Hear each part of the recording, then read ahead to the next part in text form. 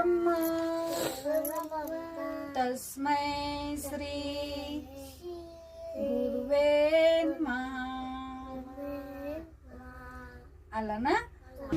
परम सुखदं केवलं ज्ञानमूर्ति द्वंद्वातीतं गगनसदृशं तस्मस्यादिलक्ष्यम् एकं नित्यं विमलमचलं सर्वदि साक्षिभूतं भावातीतं त्रिगुणरहितं सद्गुरु तं नमामि.